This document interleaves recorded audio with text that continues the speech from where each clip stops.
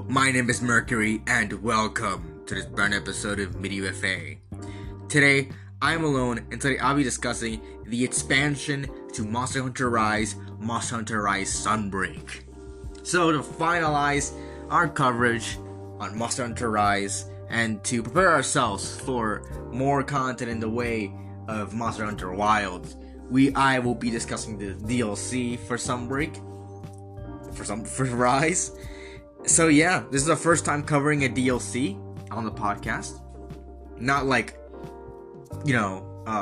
covering the news for it, but like actually covering a DLC. Something I want to get out of the way. We're finally done with Rise. Will I move on to World?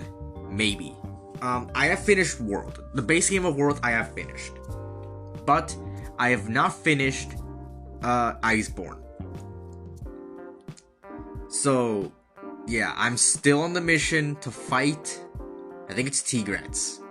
Yeah, I haven't fought Tigrets yet. I have fought Tigrets, but it beat my ass, and I didn't beat it. And I think I got knocked out or the timer right now. Like, Tigrets was brutal. Tigrets is brutal. So, yeah, I am deeply not in not in World. If I were to do a World episode, I finished World so long ago that I don't even know if I have a chance. But I will probably be replaying World, and then I will do an episode on World to fully encapsulate Monster Hunter Generation 5 that are not like the 5th generation of Monster Hunter. They're not like any of the spin-off games. I have Monster Hunter Stories 2, but I haven't finished it yet, and I kind of forgot what happens in the story, so I might as well just start again. Because I think I know where I left off, and it's grinding up under Gigante that I have. But honestly, I really don't want to do that. I really don't want to grind up near Gigante. So I'll actually probably be redoing the story, or maybe just catching up on the story if they have any, like a gallery or something. If they have that, then fantastic. I don't have to restart the game. But yeah, I'll be discussing the DLC for. I'll be discussing Sunbreak, and obviously at the end, like I did with Rise, I will be making a tier list for all the monsters in the game. This episode should not be as long as the Rise. That episode, I did expect to talk a lot about Rise. So I didn't expect it to be an hour and a half, which is usually for episodes that are, only me. Not only me, like they were more than one person. I did not expect it to be that long, but it was, and honestly had a blast talking about Rise. So yeah, this episode should not be as long, but it should be as fun, maybe even more fun to talk about, because I love Sunbreak. Sunbreak is the reason why I have like 700 hours on Rise. Sunbreak perfected Rise for a lot of people, actually. But yeah, and it differs for me as well. But again, so let's start off with the talking points I have on Rise. So instead of talking about the graphics, I already talked about the graphics last time. The graphics are the exact same as they were for Rise. It's just an expansion. So instead of talking about the graphics, let's start off with something different. What it adds to the game. So it adds content that I will obviously be talking about. But aside from that, it adds stuff that really helped with Rise, and to really make Rise whole, like I was saying. So I'll be going kind of over what I will talk about. It improved the gameplay significantly. There was an update, I think, before the game came out, that added the ability to take away. If you didn't want a Wyvern ride, you could take that away, and you could just say that you only Wyvern ride when you press a button, so you don't have to Wyvern ride. Then there was, and then you can climb up walls. That was very that was something that was necessary, and it obviously added monsters, and something that I feel like Sunbreak did that was really good is that it added good monsters. It didn't add. It wasn't like World. I feel World had the benefit of having good fights aside from Kushadaora. Maybe like some people might say that, aside from monsters that like that, World had good fights, and it wasn't like it was a bunch of C tiers like you could probably see in my original tier list. In my real tier list, a bunch of Rise's monsters were in C tier. They were just decent fights. They weren't really extravagant or cool. They were just okay. But this one had the task of not only making good fights, but making good fights to make all those decent fights or bad fights that we had in the game worth the wait and worth the probably hundreds of hours you're gonna spend on base Rise. So it had that going for it. It wasn't like World, where in World you could just go in and like there were good fights. There were good fights in World, and you could enjoy base World and not have to play Iceborne. But in this, it's like people get Rise to play Sunbreak. That's the main reason why, and you'll see it later on. I will talk about the monster roster so goddamn much. There is more stuff here that is good than there is bad. But when it's bad, it's really bad. But I'll get to that later. So yeah, what it added to the game is a way for players to really enjoy it. Like, we had the switch skills, which unlike the Crutch Claw or the Clutch Claw in Iceborne, I remember, I think it's Crutch Claw. Unlike the Crutch Claw in Iceborne, I think you got switch kills if you bought Sunbreak. No, I mean, oh wait, that's the same thing as the Crutch Claw. You just got it immediately. But yeah, switch skills were added. I'll talk about that in gameplay. But yeah, they're like the Crutch Claw in it, but they weren't like super they weren't super broken like they were in Iceborne. This DLC really balanced the game. I feel that it honestly just made it better. It just made Rise better, and apparently for a lot of people, one of the best games in Monster Hunter history. So yeah, that's what's up with Rise. That's the basic rundown, everything. It's really, really good. So aside from that, moving on to the actual thing you're probably here for and would play Rise for, the gameplay. Okay, so I kind of misspoke there a little. It's not talking about the gameplay. It's talking about the new gameplay mechanics. So the gameplay is pretty much the same, but it kind of changed a lot. So the first thing we'll talk about is the fact that now hunters can join a thing like a hunter helper or something like that. I don't fucking know. But now NPCs can join you in quests that aren't event quests. So this adds a level of, I guess, it makes it easier to get through the game because Fiorane is just really, really good in the story. Fiorane is great in the story. I love Fiorane as a helper, like a hunt. No, I don't remember what's called, a hunting partner. But the hunting partners really did add something that's good in the. It made the game, I feel like, better. It just made the game better because now you could have those, and it makes fights easier and maybe even more fun because you feel like you're playing with different people. It makes fights go easier and maybe more in your favor and maybe even quicker. So yeah, that's why that's one of the best things about the game. And to be honest, I love these guys. I love this edition because I have used one combo that is honestly kind of underrated. I feel I don't see it a lot, but it is like pure brute force. So my preferred combo is Utsushi with Hunting Horn, because Utsushi can he knows all of the weapons, which is really, really cool. But yeah, and then Fugen with hammer, so I can get hammer damage and blunt damage. So because he uses either dual blades or greatsword. I don't know. Normally, or it's one of the others. But he uses that. I think it's greatsword, longsword, whatever.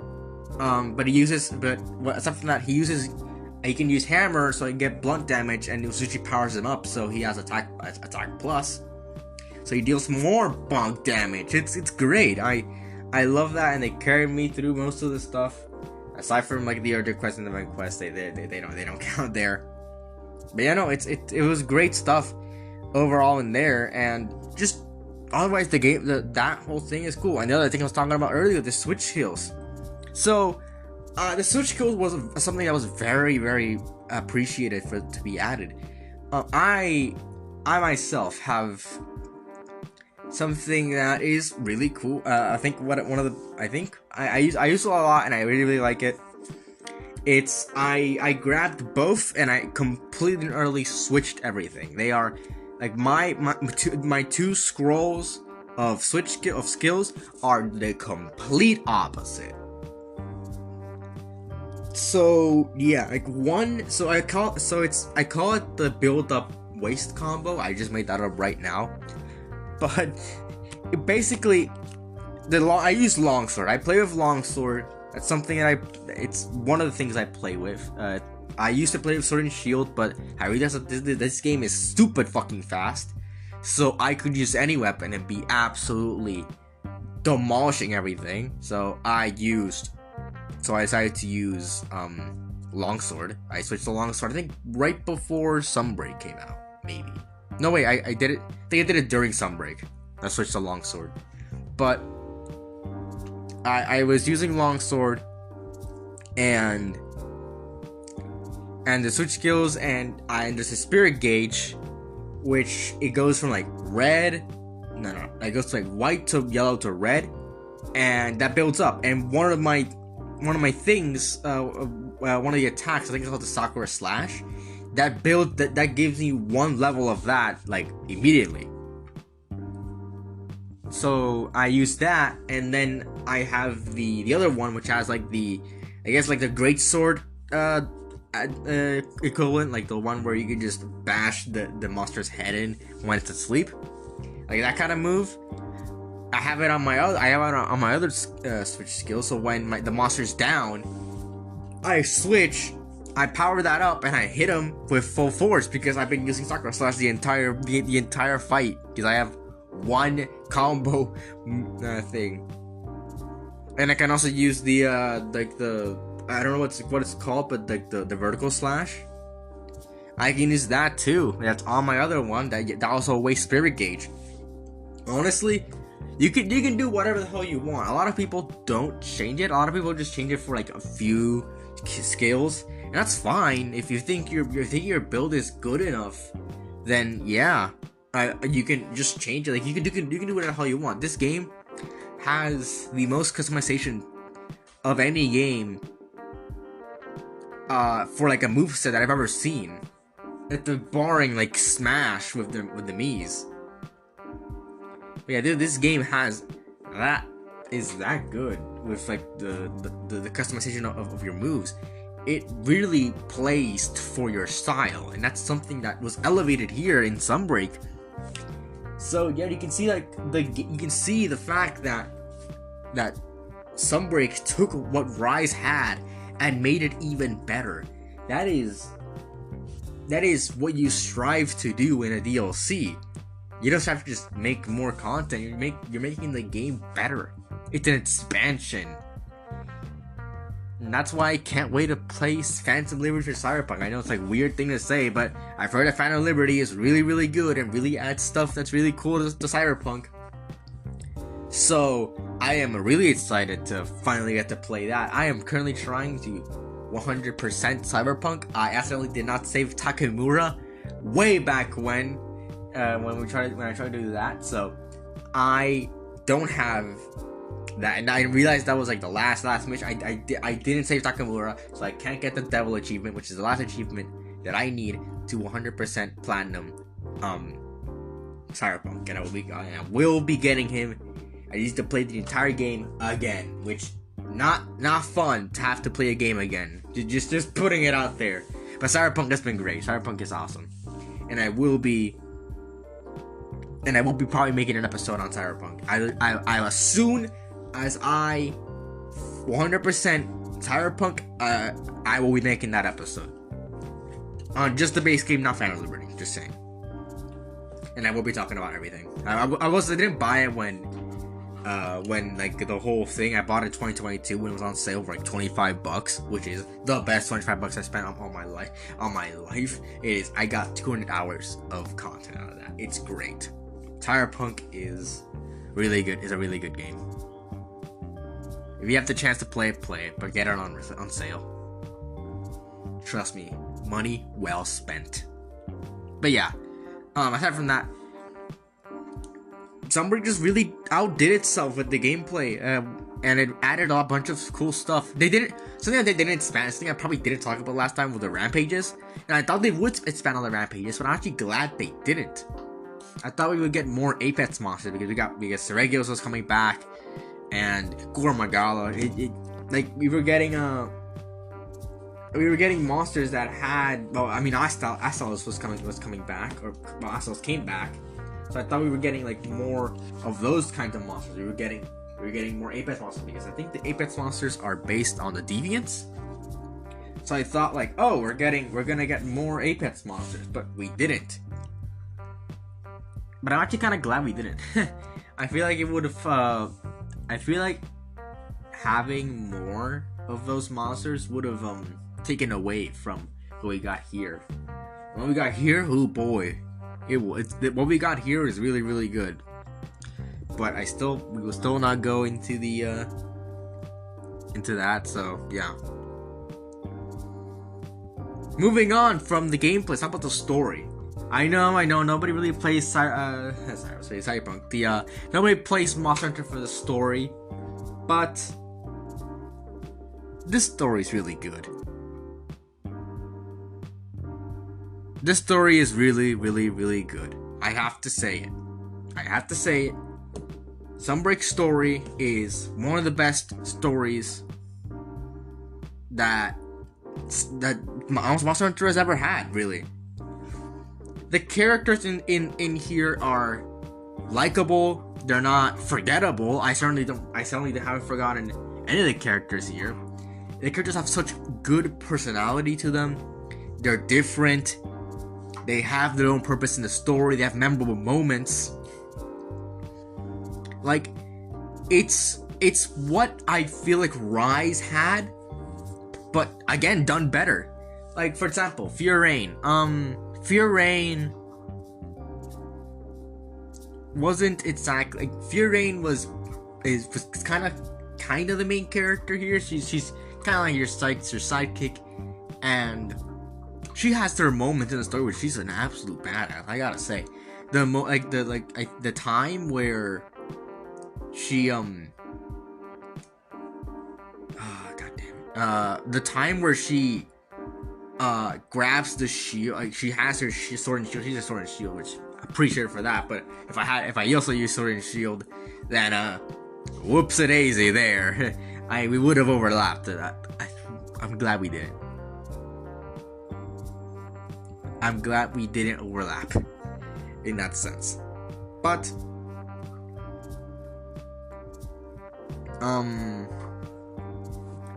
she had the moment where she jumped up, and I think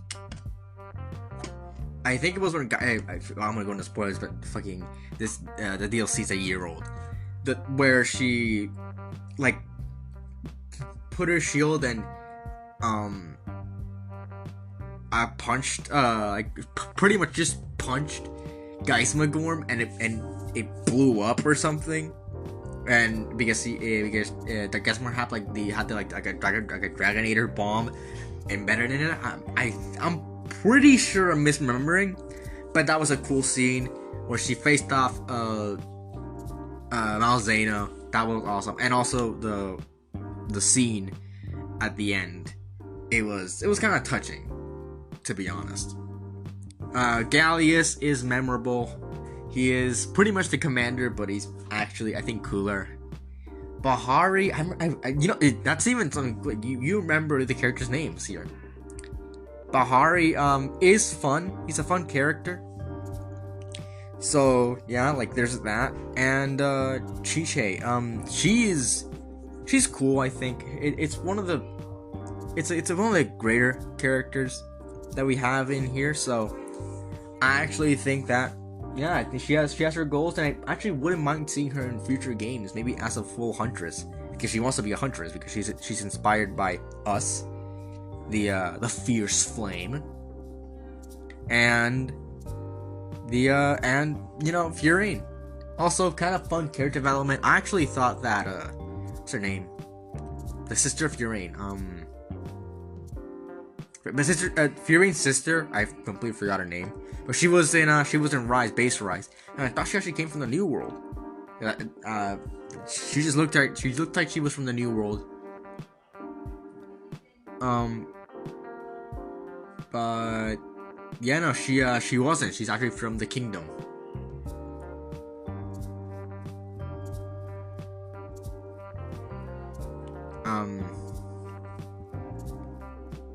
But yeah, she's actually from the Kingdom, not at all from the New World. Maybe the Kingdom is in the New World. Who knows? Maybe the Kingdom is in the New World. I wouldn't place my bets on it. But yeah, maybe it is in the New World, and I don't know. I don't think it is. But yeah, just saying. So yeah, honestly, the story was really expanded upon. I really liked it. The whole thing with Malzeno was pretty cool. What they did with Malzeno later on, and what they did with Malzeno in general. Like, Malzeno isn't technically the bad guy. He is the good guy, technically, and that's pretty cool to see. I don't think we've seen like a good guy monster anywhere else. But I'll talk about the entitled updates. But yeah, so yeah, what else is there to say about the story? It's just really good, and obviously I'm gonna talk about what they added for the story later on in the title updates when we get to the title updates. But yeah, no, the story really good.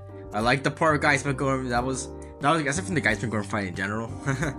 I actually quite liked the whole thing with Geismagorm, and it made you fear Geismagorm, and the whole fight was pretty cool of it. But yeah, what they built up here is really, really good, and I actually really like it. So yeah, that's about it for the story. Next up, let's talk about some other content that they had here. So, not touching upon the title updates. Arena quests, still didn't do them. I did a few arena quests. I think they're actually arena quests now. They're not like go in a field and fight them for 5 minutes, and then if you don't beat them in 5 minutes, you're dead. You're gone.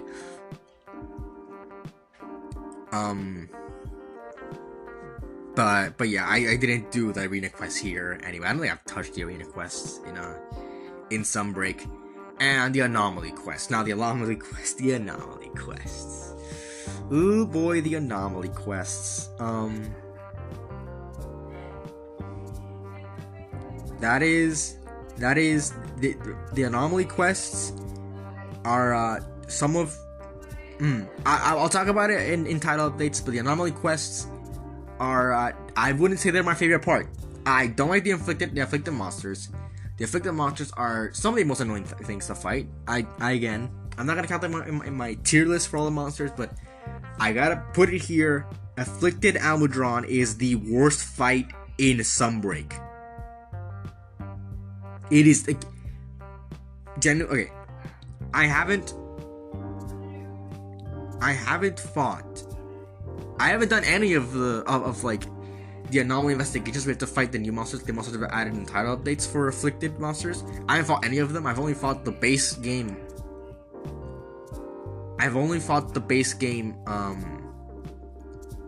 Monster roster. The base game afflicted monster roster. That's the only one I fought, and Almudron was there, and Almudron was terrible. Almudron sucked so much that it was it was genuinely just the worst to fight, and I hated it so much. But also, I think Juratoda's also pretty bad. I actually hated Juratoda's Afflicted Juratoda's. Just hated it. It was bad, really, really bad. It sucked so much. But yeah. Aside from that, there's not really much. There's the, I don't know if was it in title updates? I don't remember. I think it was title updates. They had a Curious Crafting. I haven't really done it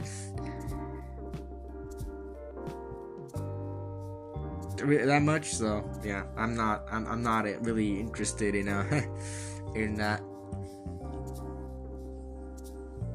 Aside from that, it's not really much other content that is in the game. It's mostly just fight monsters. Hey, that's what I'm here for. But yeah, so yeah, I don't know what to say other than that. Like, there's not much content to really encapsulate here. It's like, okay, that's something stuck in my teeth. There's not much other content to talk about. So, yeah, I mean, nothing else, nothing really was added to Sunbreak.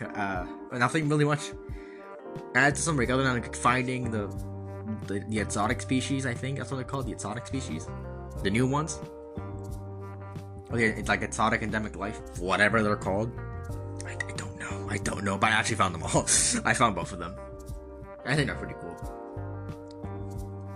But yeah, aside from that, nothing really to say.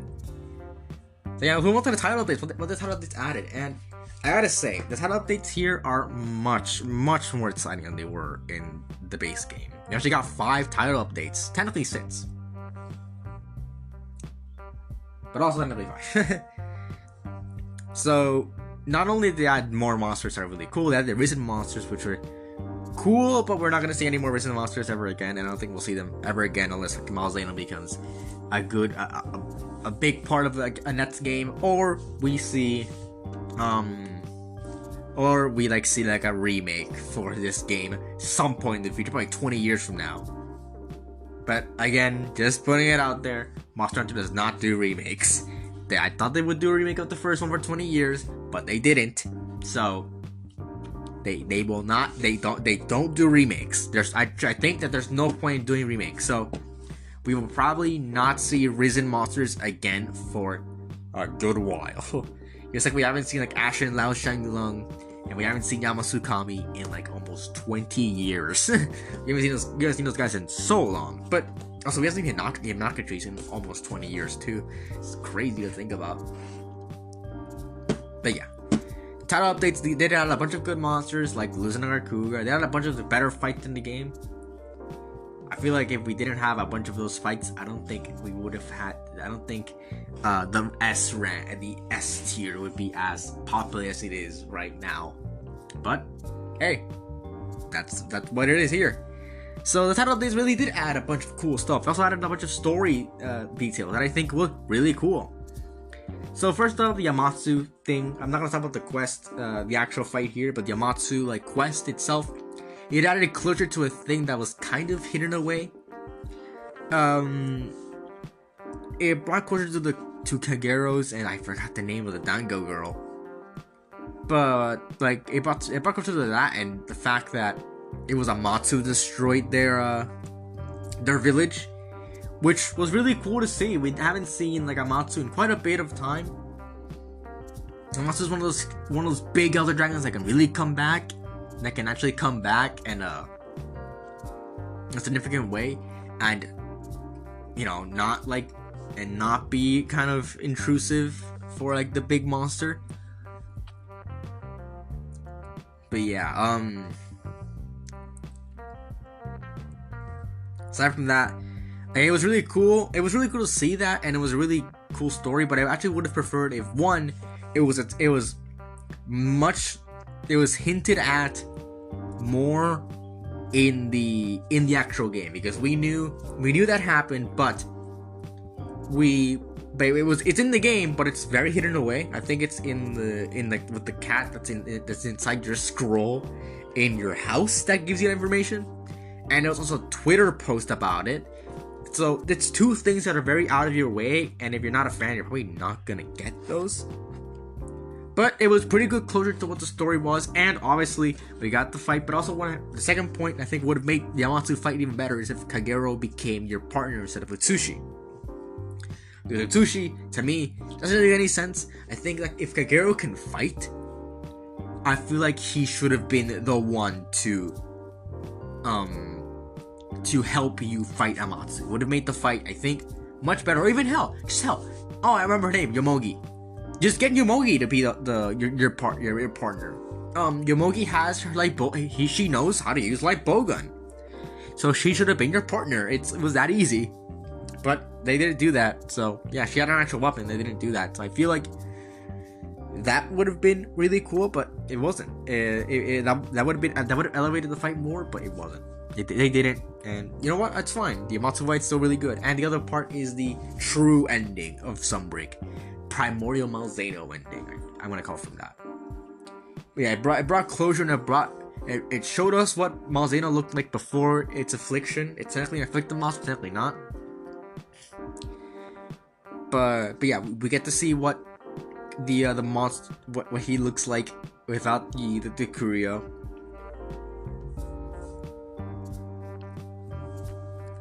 And he looks great. And honestly, again, big twist. He was he's the good guy that's tried to kill Geismagorn. He got afflicted. I think it was on purpose, so Geismagorn couldn't revive itself. And honestly, I'm gonna be real with you. Geismagorn's kind of a pussy. He gets beat by something that's like a tenth of its size, and he just retreats. And honestly, yeah, not really the most proficient fighter, and not really the most fearsome elder dragon. If that's if he runs away when he's like threatened by something that is slightly more powerful than him. It's a really interesting elder dragon quirk, but it's not something that's really cool. It's kind of like with when Ruiner Gigante kills I know this happens in Iceborne. Iceborne's fucking 4 years old now, almost 5. But when Ruiner Gigante kills Shari Valda, like yeah, it's still alive. That monster you killed yeah, it's still alive. I feel like it's kind of like that, but then again, Ruiner Gigante is kind of the real fight of the real final boss of Iceborne, so this kind of works in its favor. But yeah, this also kind of acts as your fatalis. You know, this is your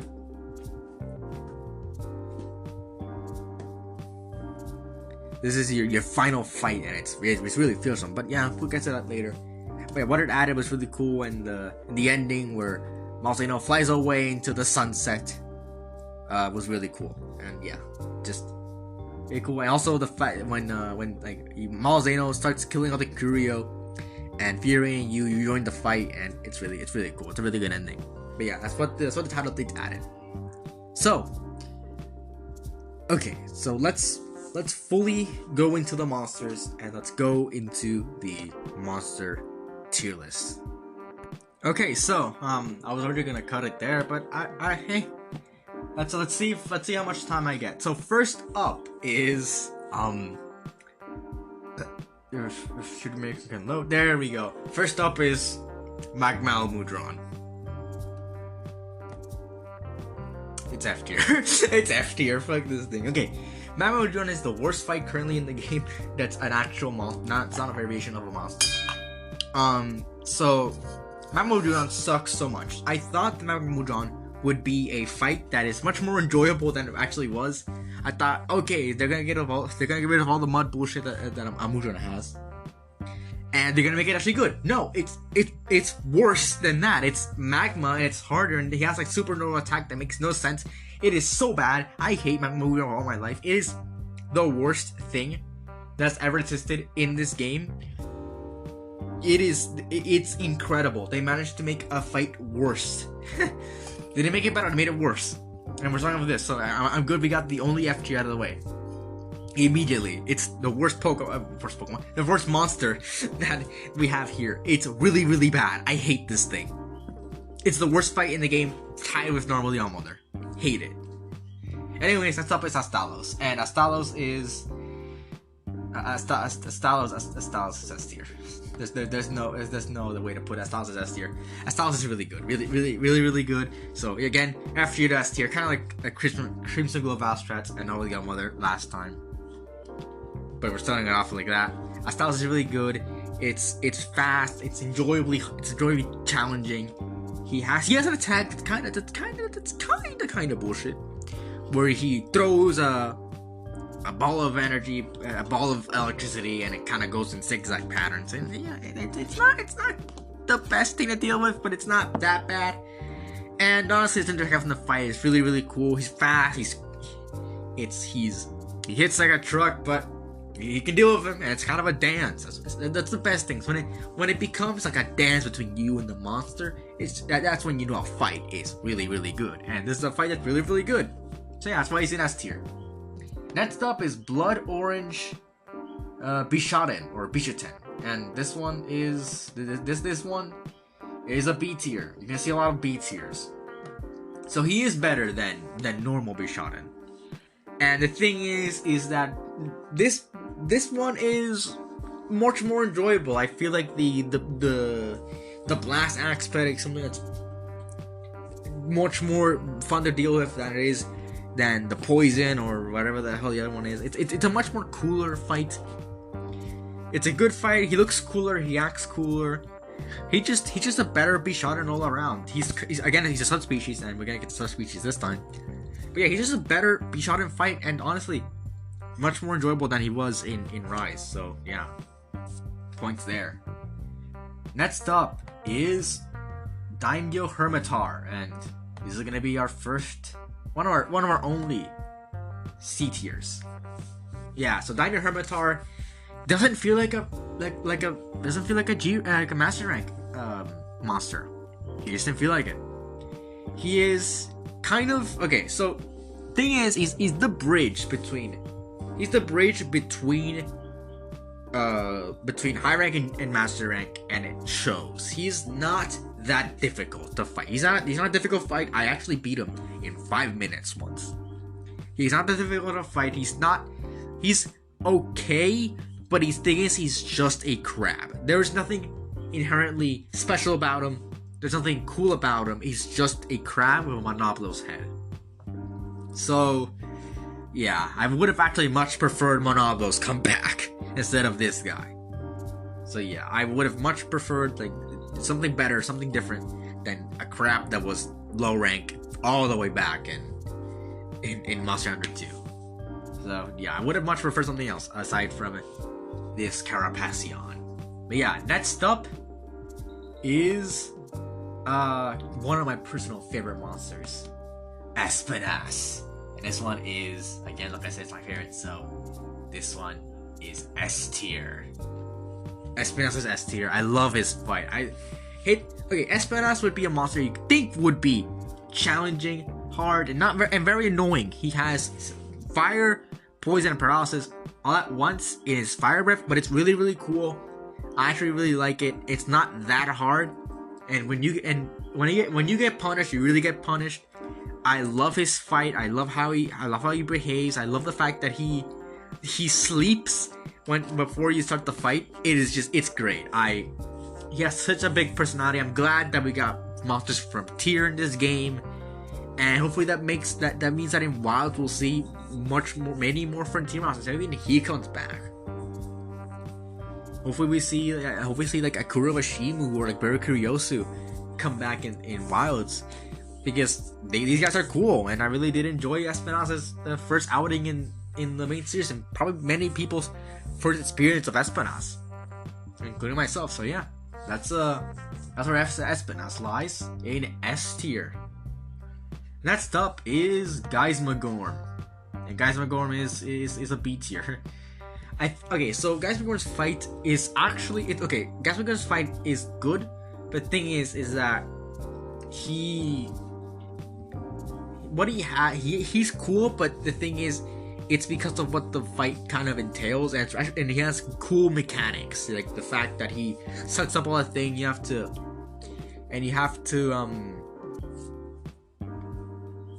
like hide behind rocks and whatever, and he and he absorbs his own like crystals that blow up in his mouth. That's really cool. And he's just the big monster in this game. And he's a better endgame fight than Narwhal Mother or like Thunder Serpent Narwhal. He's actually cool. He's an actually cool fight. But he's not amazing. He's not great. He's just good. He's just a good fight. And because I think that there are better Elder Dragons, and he pales in comparison to what's in A tier and S tier. So yeah, he's in B tier. Next up is Garen Golem. Or Garen Golem, whatever the hell you call this thing.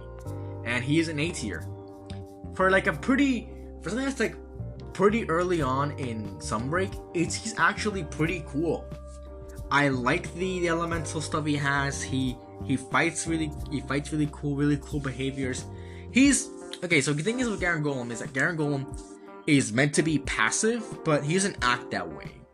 I think it would be really cool if he doesn't aggro immediately when he sees you. I think if he kind of like Dorogama in World, if he only aggro if you attack him, and I feel like that would have been really cool to see something like that. But no, he's aggressive on sight, which yeah, that's not really the best thing. I like his supernova, and I like that when we see in an afflicted state, he's not hard to fight, but when he sees afflicted state, he uses that supernova in tandem with the afflicted supernova, and that's really cool.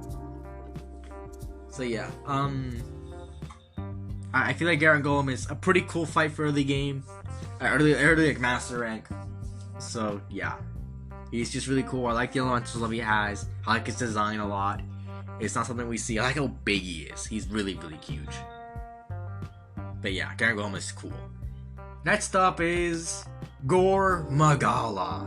And this will be kind of the most controversial thing. But I will get a better opinion about Gore later. He is B tier. So, okay. There is a genuine problem with monsters that you scale up. Aside from like Astalos, Espinas, all that, or Espinas, Gore Magala is a monster that feels like a high rank monster. That's the only way I can really put it. He feels high rank.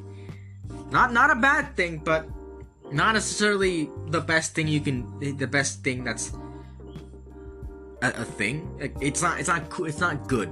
Not a good thing. So yeah, there's that. I don't think he really encapsulates that. He doesn't feel like a threat really in high rank. In master rank I didn't really feel like he was that challenging. When at first I'm like, oh my god, I'm gonna fight Gore Magala now. But like after that, I was kind of disappointed, honestly. I thought he would be much more fiercer, but we will get something fiercer later on. But yeah, that's just my opinion on Gore Magala, honestly. A good fight, yeah, but kind of underwhelming. Next up is Luna Garen. And Luna Garen is A tier. I love this fight. This fight's really, really cool. I like it when I like it on 4 legs. He's even more challenging, and he's even more fun when he's on hind legs. He's on his hind legs. He is just a cool fight. No pun intended, but he's a really cool fight. I love his suspicion of being a werewolf, and honestly, when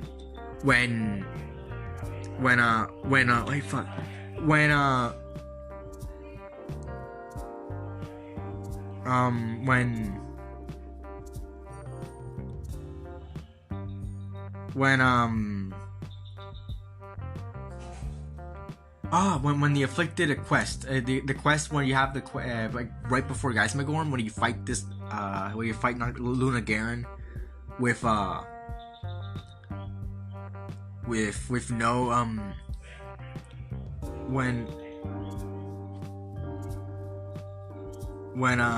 you fight Luna Garen in the quest with like there's no music, that's really cool. But aside from that, not really. Aside from that, nothing else to say. He's just really good. He's a great fight. Next up is Scorned Magnamalo. And probably everyone who watched the last episode knows that I didn't like Magnamalo. He was in D tier. So what about Scorned? B tier. Yeah, I actually really like Scorned. He's a much more fun fight. He doesn't do all that Magnamala bullshit that he did in Rise. He doesn't do that much. He instead mixes up his attacks with attacks that are dragon based, and he has like the swords. He does much more of those. He's much more manageable. I really like what they did with Scorned. He's a really cool fight. So yeah, there's that. I enjoy what they did with Scorned, and yeah, that's really about it for Scorned. He's a good fight, but again, he has those things that hold them back from being great. At least great. He's not gonna be amazing, but he's gonna be great. He would be great if he didn't have if he wasn't a Magnamalo. Yeah. Yeah, next up is Malzeno, and he is again an A tier. I love Malzeno fights, and hey look, the 3 lords or whatever the hell they're called are here in A tier. I would have loved to see more of the 3 lords being the 3 lords, but there wasn't really a thing that was set up. So yeah, but Malzeno's fight is really cool. I love he's not hard, but he's challenging, and yeah, he's a good overall monster. I really did like what they did with Malzeno. He's a great monster. So yeah. Aside from that, nothing much to say other than Malzeno was a great fight, and I love his design too. It's a really cool design. Next up, Furious Rajang. And Furious Rajang, another thing that might be a little bit controversial, a tad bit, he is B tier. But I feel like he'd only be B tier because it is Sunbreak. Now, Furious Rajang, he's easier. It's actually easier than Rajang. Thing is, Furious Rajang, and the whole thing about Rajang is like he's supposed to be fast. He's supposed to be faster than the player, but in here, you're as fast as Rajang. So he loses that scare factor. He loses that thing that makes Rajang a fierce fight. He isn't a fierce fight. He's much more of a passive fight. He's not much of a passive fight, but like he's not as hard as he should be. So yeah, that's why I see B tier. He's a good fight, but I feel like it would have been better if this wasn't Sunbreak or Rise, and he had a better way to show off his power. So yeah.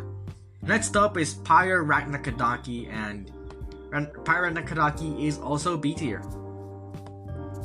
So Pyre Ragnakadaki, it does what Ragnakadaki does, but I think it adds that little bit of oomph that Ragnakadaki needed. When you say Ragnakadaki, it sounds like what the effects, the sound effects of what a spider sounds like when it's walking. But yeah, Ragnakadaki's Pyre Ragnakadaki is cool.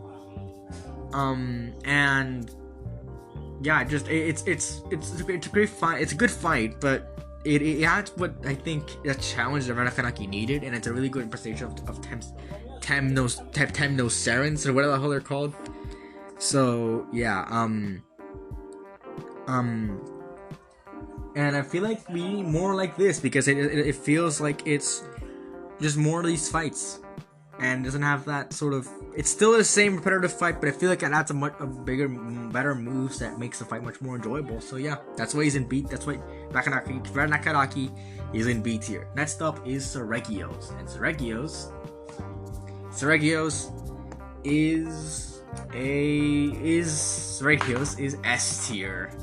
I love Seregios. Seregios is really cool.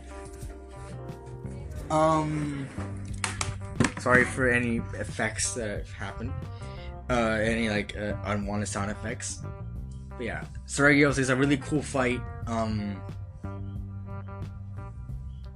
He's great. I love how fast he is, how challenging, but he's not that hard. I know I'm saying, oh, they're not hard. That's why you're putting him in S tier or like A tier. But no, like they're challenging, but they're not like impossible to. They don't feel like they have hacks,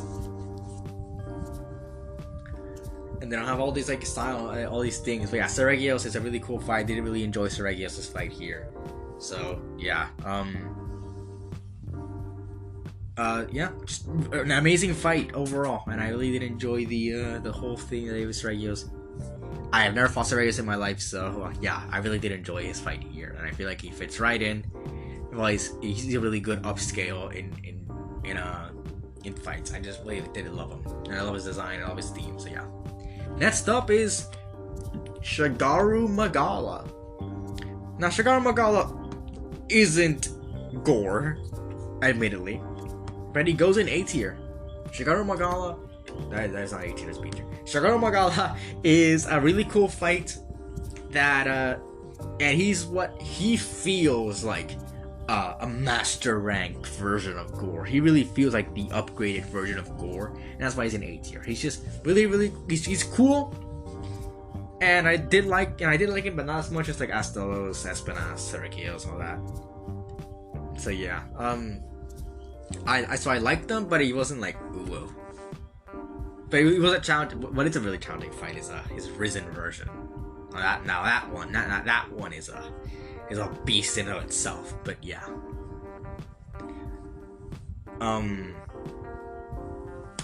Aside from that, Shigeru is a good fight, and I did enjoy Shigeru's fight. It was cool, and yeah. That's not much to say. He's just kind of a better Gore, and has a bunch of cool moves that I think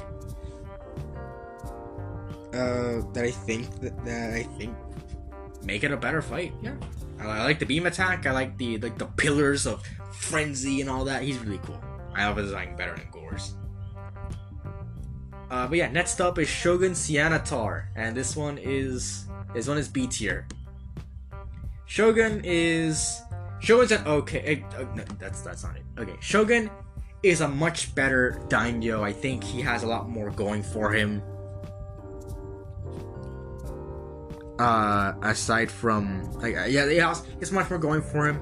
That makes him much more. I think a better candidate to being here in Sunbreak than somebody like what would you say, like Daimyo or fucking Magma Mutron. But yeah, he's a better fight. I do like him. I like that they give him bleed. He makes him challenging. I like the mechanics with him, with like the shell. He's just a good fight. But again, he's not as good as like the others. But at least he's a better fight than Daimyo. And he's pretty cool, and I actually like him. So yeah. Next up is Aurora Somnacamp. This will be our last monster for the base game roster before we get into the title updates. So yeah. And Aurora Somnacamp is a B tier. I do enjoy her attacks more here. I like that she's ice based and not like sleep based. I do like that. I kind of like the fact that she keeps some. I think she keeps some of the sleep stuff. So she's just overall a better monster than what she was starting off as Somnacamp. So yeah, I like Aurora Somnacamp much more, and I feel like the ice fits her. I like her design more. She's just overall cool. She's a cooler fight. Again, no pun intended. So yeah, that's about it for Somnacamp or Somnacamp. She's in B tier.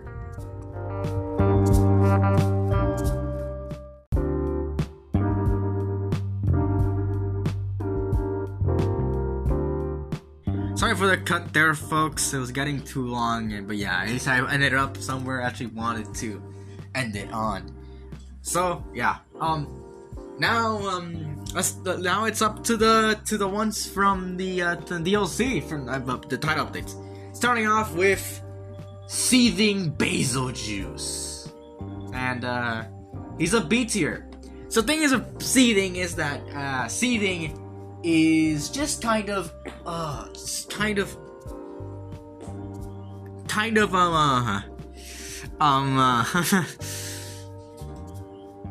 he's just okay. Thing is, he's not a harder Basil Juice. He is okay.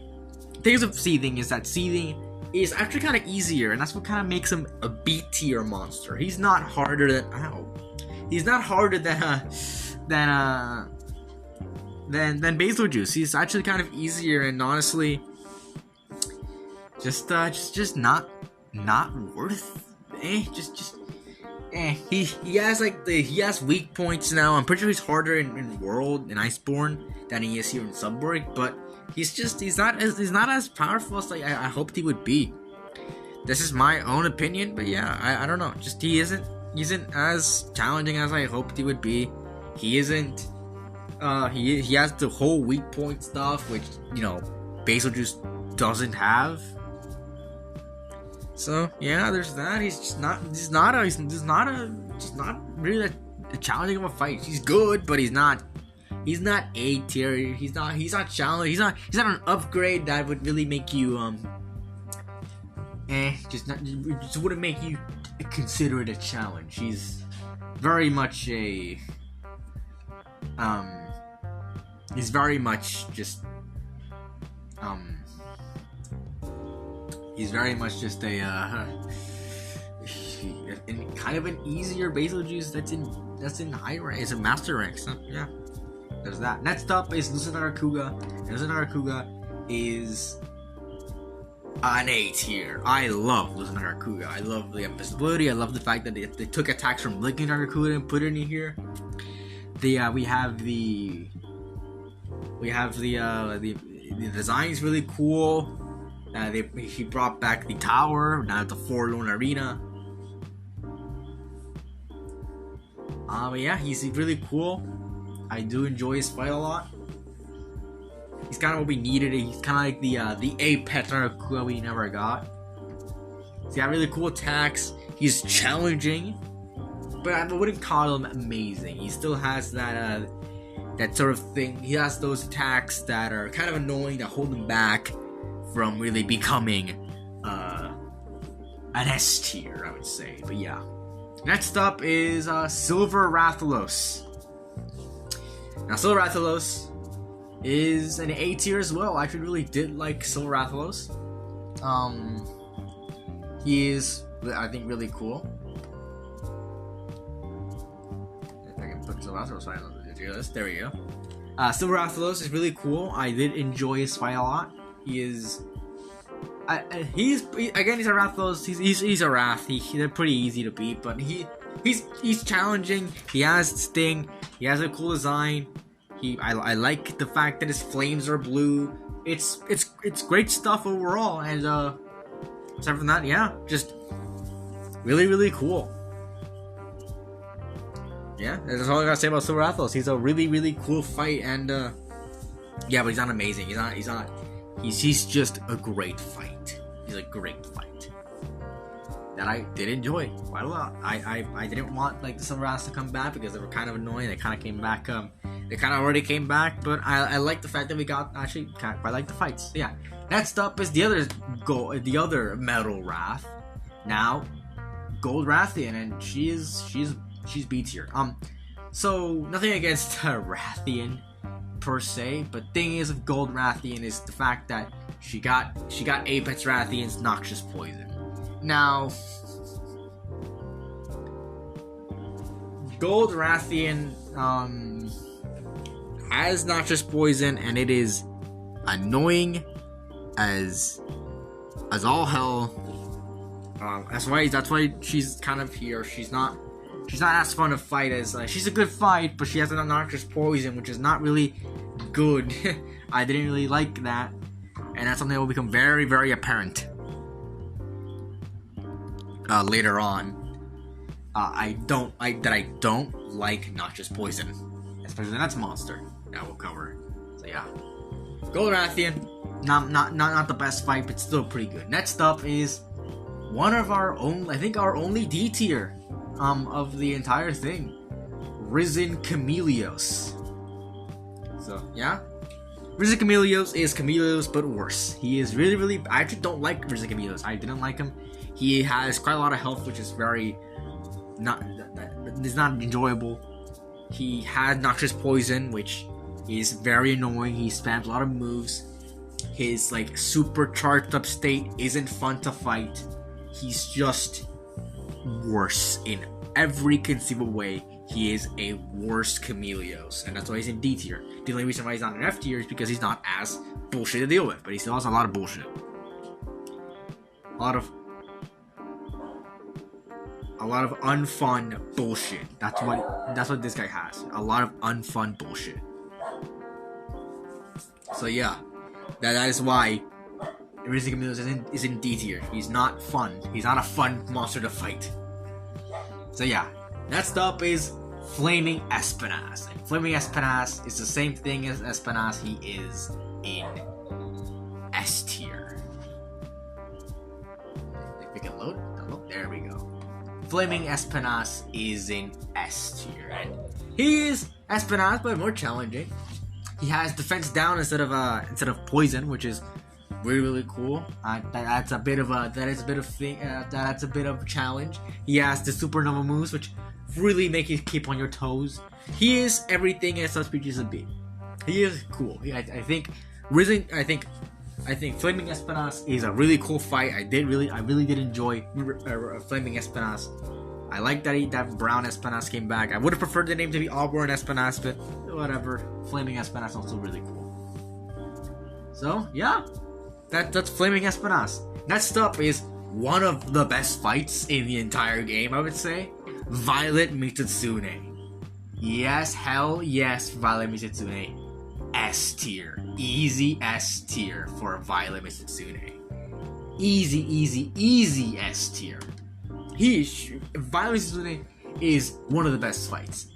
It can be Violet Mitsune can be a little bit easy if you know what you're doing. It's just at the end of the day, it's a Mitsune. It's not that challenging, but Violet Mitsune just blows Mitsune out of the water. So what Violet Mitsune does is he has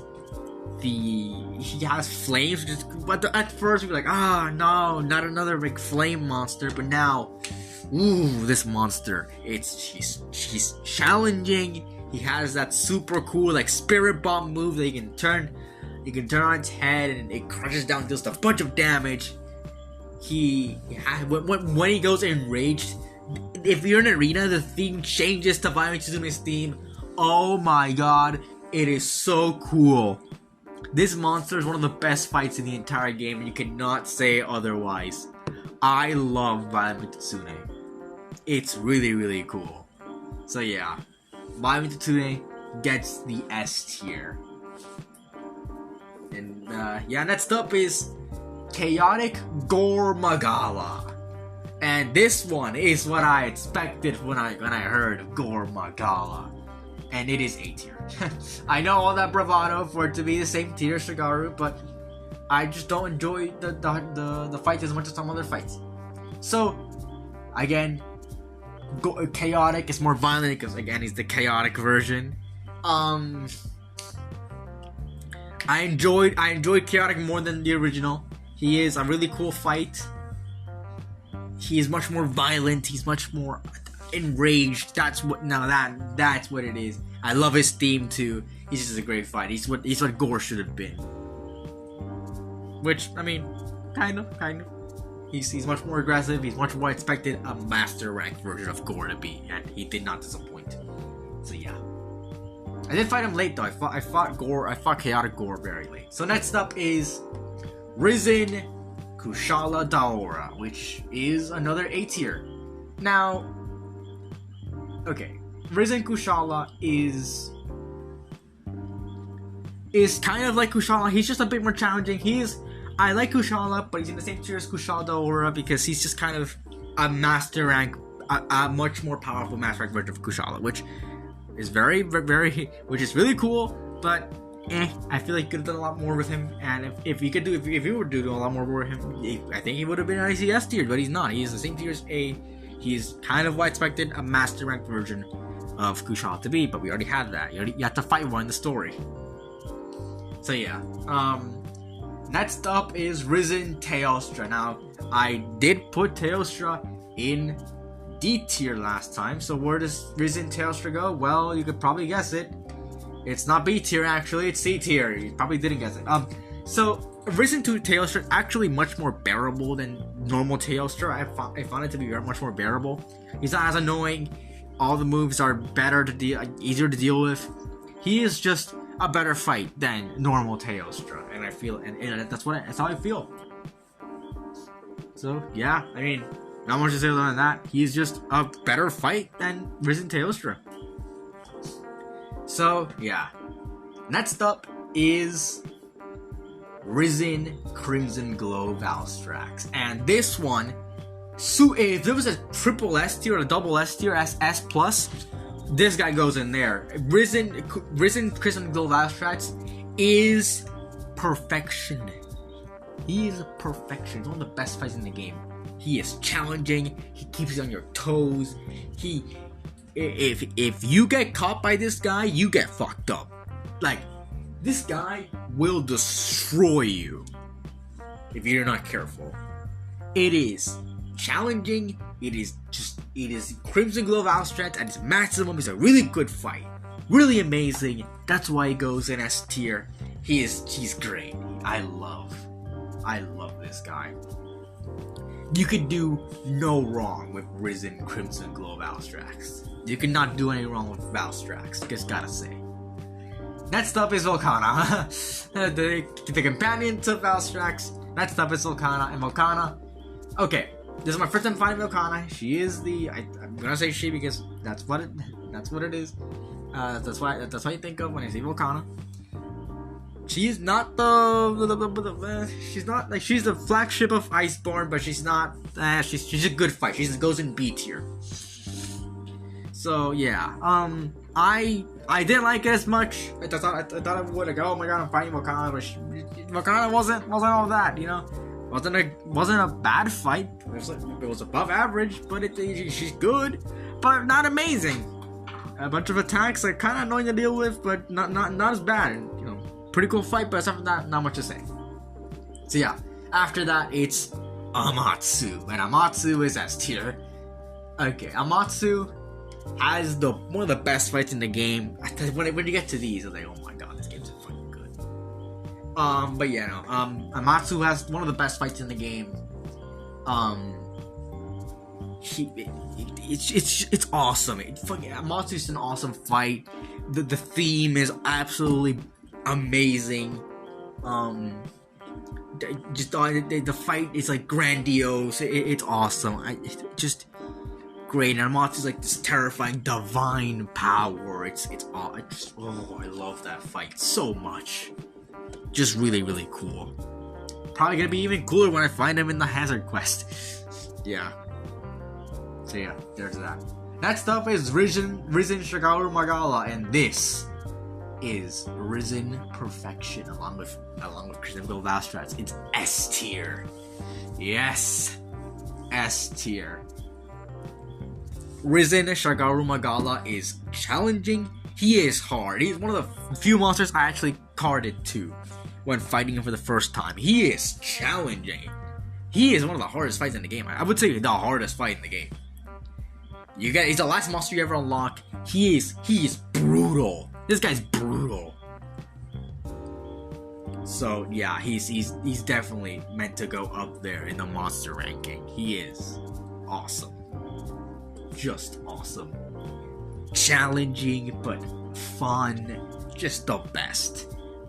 The best fight. And obviously, rounding it out, unlike last time, and complete opposite of last time, just to show how good this game is, how good Sunbreak is, Primordial Malzeno goes in S tier. Again, fun but challenging. An amazing fight, kind of like it's a mix of Risen Shigaru and Amatsu's story, the grandiose thing when he powers up at the end, he goes Super Saiyan. Awesome, just great. Oh, I love this fight so much, and he's challenging. He has all these attacks. He's fast. Oh, I love this guy. One of the only monsters that actually ran the timer on when fighting the event quest of Volcana and Primordial Malzeno. Just the best. Just so good. So good. So good. Not much to say. Just beautiful marvel of of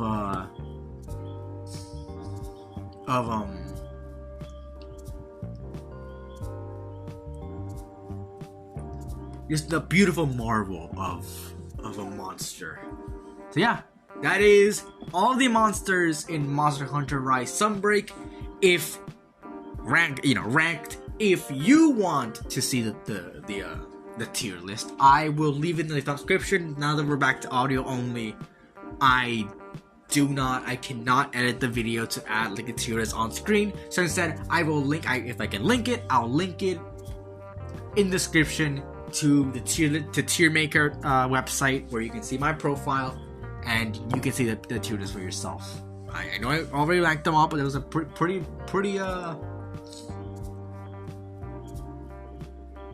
it's kind of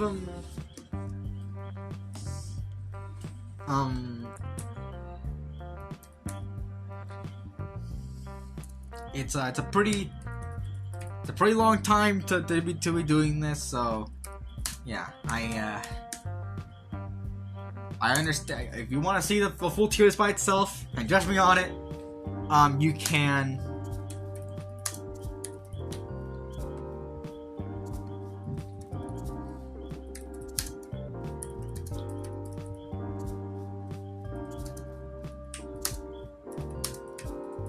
So yeah, there's that. You